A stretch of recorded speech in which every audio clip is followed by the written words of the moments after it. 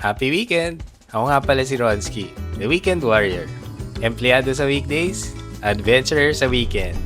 This weekend, we're going family camping. Of course, with the FAMBAM. Today, we're headed to Maliko, sa Nicolas, Pangasinan. Or some say, part pa rin siya ng Maliko, Santa Fe, Nueva Vizcaya. Anyway, in dispute siya, so you can't really tell kung saan siya. May address sa Pangasinan, merong address sa Nueva Vizcaya. Our route takes us along Tiplex, and then we exit via Rosales, and then we take yung mga bayan towards Maliko, which is Rosales, Santa Maria, Tayo, until we reach San Nicolas. And then, makikita mo na yung bridge towards Maliko.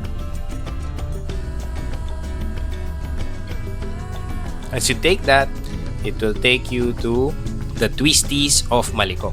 Here is where the fun part begins. If you're taking the route to Maliko or twisty roads to Maliko, dapat game ka na mag-sightseeing din. Kasi you will miss a lot kung tinulugan mo lang yung biyahe mo to Maliko. Dito talaga yung ganda ng Maliko. When you stop, take in the view, and then maramdaman mo yung lamig ng hangin, na experience mo yung bango ng mga pine trees, you will know nasa Maliko ka na. Look at that. So of course, huminto kami, nagpicture, and then we headed on.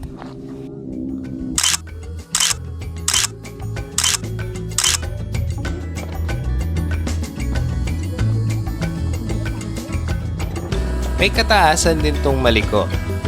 Maliko is around 1,675 meters above sea level. Kaya as you go up to Maliko, may experience mo na magbabago pressure sa tenga mo, lalamig yung panahon, the breeze will tell you na malamig yung klima dito sa Maliko. And then, ang true destination natin for this camp is Quindao Campsite. Itong Quindao Campsite is by the cliff. So, nasa edge siya ng kabundukan ng Maliko.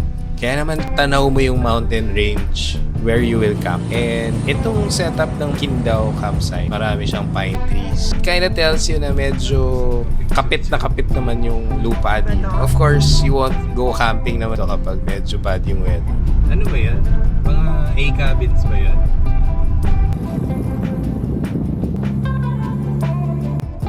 Diyos ko Lord! Hindi pa makakatawa ka na mag-picture na. Sino hawak ko yan? Ho ho ho! Papa. Money!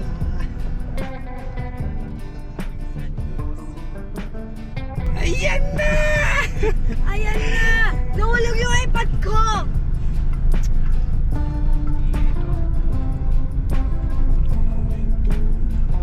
Pero parang hindi man nakikita na pababa siya yung kainan. Siguro sa akin. Oo. Uy, dami na. Meron na yan. Ano ba tayong spot? At least dito ating kahit trees. Kasi makapag-guide tayo masalino mo pag-ihat niya. Okay. Hindi ka basta-basta mag-register muna tayo. So, once you get to Maliko, the first order of business is registration. Ate, paano charge ako yun? Bali, 30 pesos per hour pero hindi namin ma-assure kasi depende po sa energy sa solar. Kung hindi na malakas. Relatively, mura naman yung registration dito sa Maliko.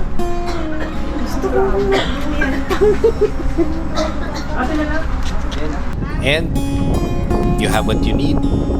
If you're not bringing stuff with you, may tindahan naman sila where you could buy stuff like food or even toiletries. Dito sa Maliko, kompleto.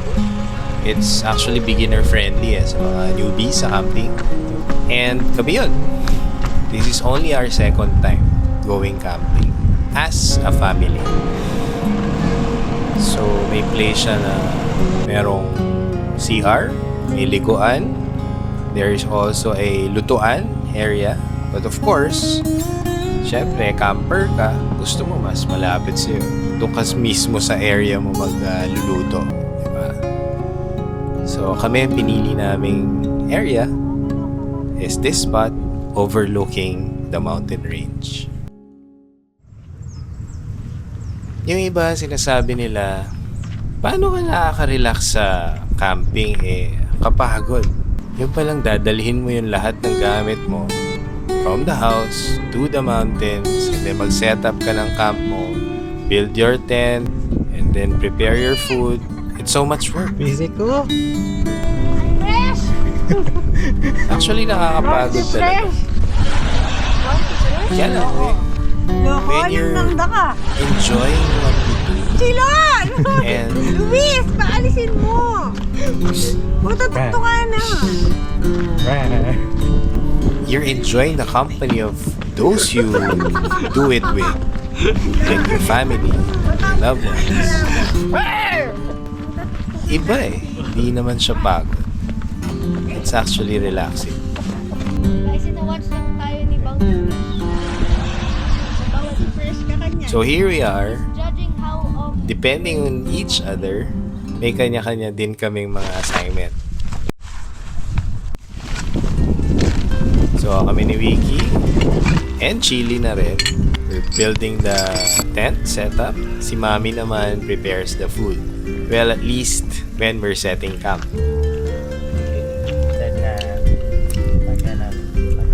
Kagandahan dito sa Maliko, when you choose your spot, kahit nakikita mo yung mga ibang campers doing their stuff, parang you're on your own island din. You have a sense of privacy pa rin. You certainly get that feeling that you're away from the buzzing, busy life of the city. Yun palang malaking bagay na to be able to sit back, enjoy yourself, and relax. So that's what we did.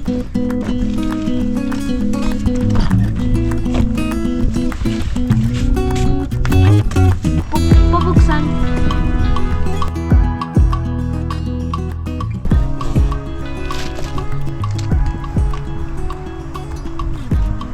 Hindi pa ka nun. Friend tayo Nakatamulakwan. Friend tayo, no? For lunch, nagluto ako ng fish fillet and buttered vegetables. Of course, we try as much as possible to make it interesting. If you're introducing camping to your family, syempre, make it enjoyable. Salamat sa school.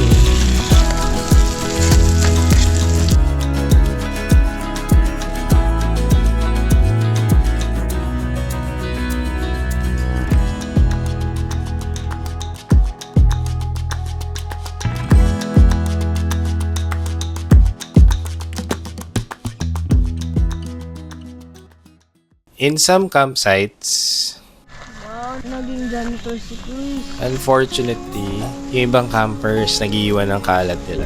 So, take it upon yourself na linisin kung hindi man malinis yung dinatnan mo. And of course, leave it like the way you want to find it the next time. For this second camping, gusto naman namin ding ma-improve kung ano yung wala dun sa first camping namin. Parang napansin namin after meals, wala kaming dessert. So, I tried and prepared something na kakaiba. So, ito, nag-try kami gumawa ng apple crumble. It's apple, cinnamon, oats, and lots of sugar.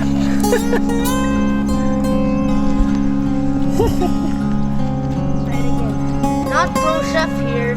Pro tip. Don't, I don't know.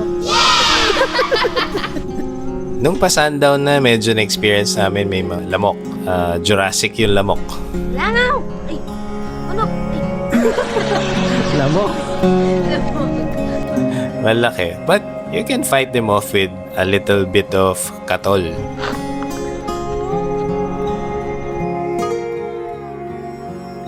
Bounty Fresh ito po. It's Bounty Fresh.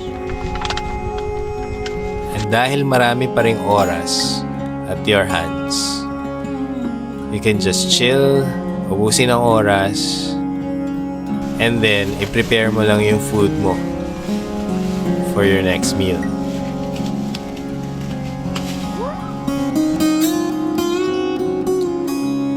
And for dinner, we're going Korean.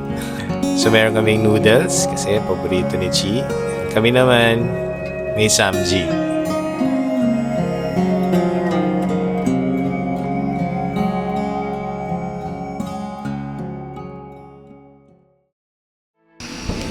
So everyone gets to pitch in with the cooking, preparing ng food mo.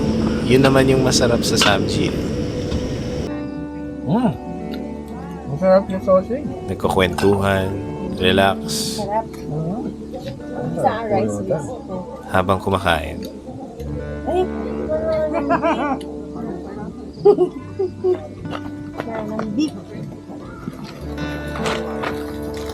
Napaka-peaceful dito sa Maliko.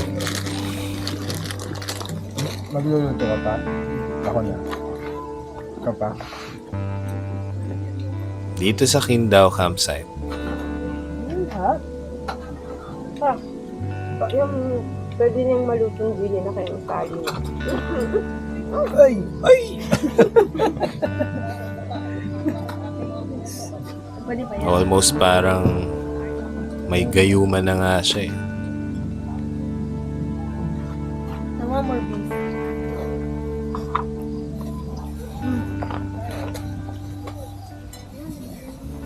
And para i-level up pa rin yung kwentuhan, Ayan na. we ordered some campfire fuel. Kami? Magsunog? Kami na, no? Kaya magsunog. Okay naman yun. Tayo na. Para makapag-bonfire kami. Are you sure about that? No.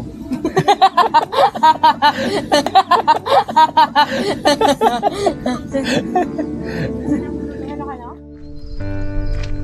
Ang isa pang super appreciate ko sa camping is yung special time mo to just be quiet, enjoy the present and company. Malamig. In my case, enjoy ko yung company ng family. Kasi ang dalang ng mga moments na masolo mo sila with the busy schedule Malamig. of us all. Yun nga lang, malamok, no? Laki ng lamok. Work natin, yung schoolwork nila, pag nasa bahay, ang seldom ng mga pagkakataon na tahimik kayong lahat pero magkakasama. Nakapalibot yung kadon. Busog ka na. Kung busog ka na, bigay mo na sa akin ng noodles. Meron pa. Yo! Here, tahimik yung paligid, pero Cheers.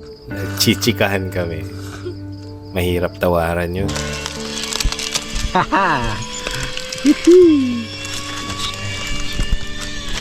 Apple pie! Woo! Musok na!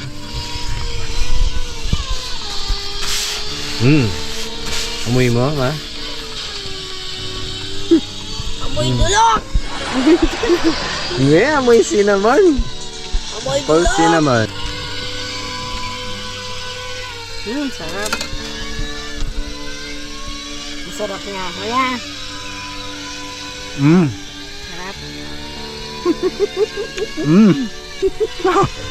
Sarap. Oh! Sarap. Mga apple pie!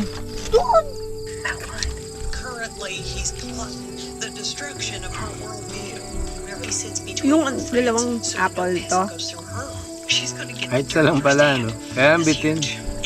Wow. Ano, tsaka sayang naman, o, te, tapang mo ganito. Gentle. Baka naling amoy na. May pine tree. Nasunog. There you go! Yung s'mores mo, ready na.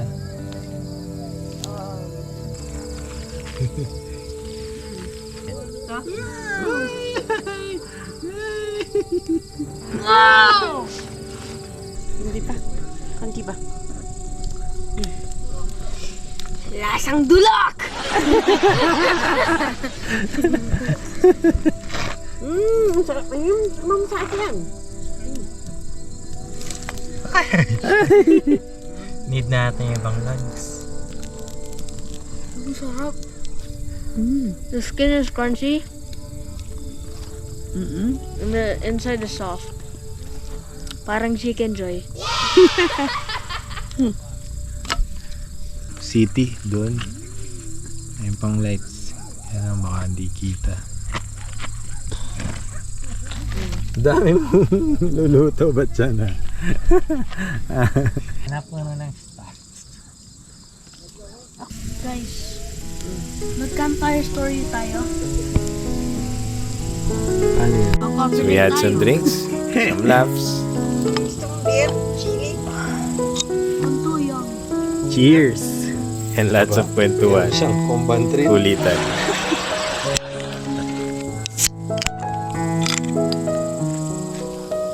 Take a photo. Ay, lamig! Program. Lamig. Gusto ko ng royal. That's my beer. Ayun na. Take a photo. Photo. Photo. Take a bloody photo. Take a photo. Ayaw. Start recording. Anong accent gusto mo? Hey mate, take a photo.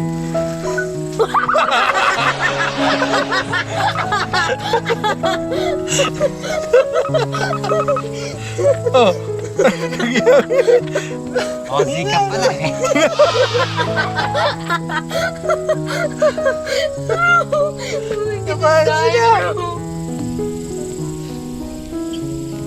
Mamayang matutulog. Malamig po ng galingan ko, Malamig, Mami.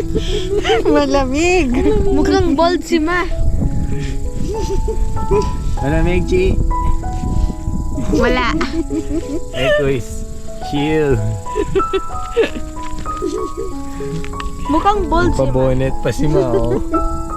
Malamig. Bonfire pa, oh.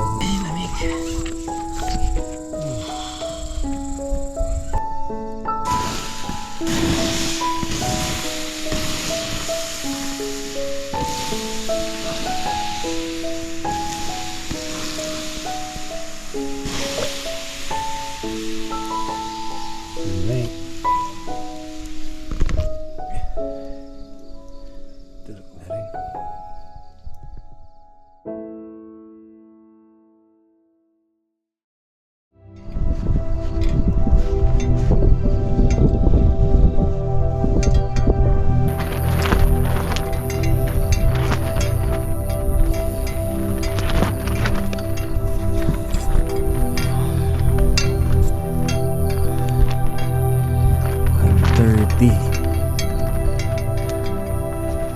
Grabe yung hangin. Lamig.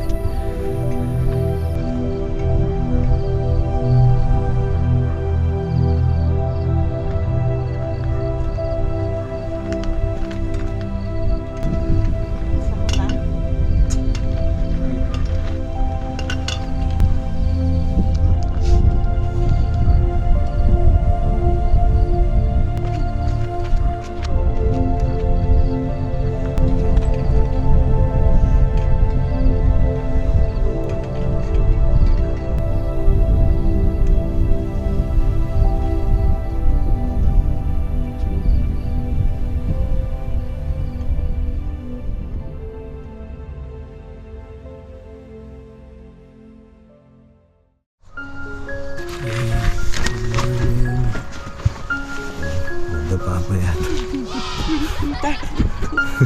Anxious. Good morning. Time check. It's 5:30. Ayan.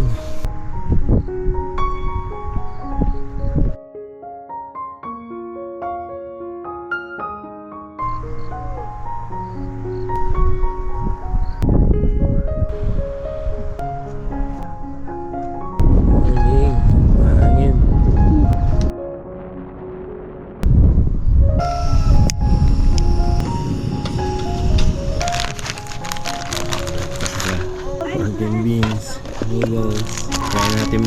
ano, French toast. Coffee drip.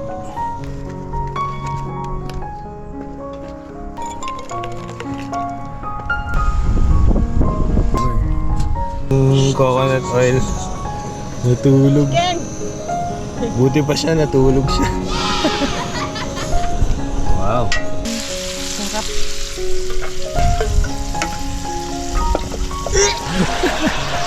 Sira. Mig. Nananan din. Hindi mo yan masakit. Sila naka-sandwich na kagad. Hindi kinakain mo. Pork and beans, pati sausage. After breakfast, naglakad-lakad kami to explore Qingdao campsite. As we realized, nakaisang araw na pala kami dito. Ang bilis ng oras, ano? Habang nandito ka, parang gusto mong tumigil muna yung oras. Kalimutan muna yung mga dalahin sa buhay. Manatili sa tahimik na lugar habang ninanamnam yung lamig ng klima at yakap ng hangin. Ganun pa man, na-realize ko na ang saya ng camping ay wala sa lugar, kundi nasa kasama mo sa campsite.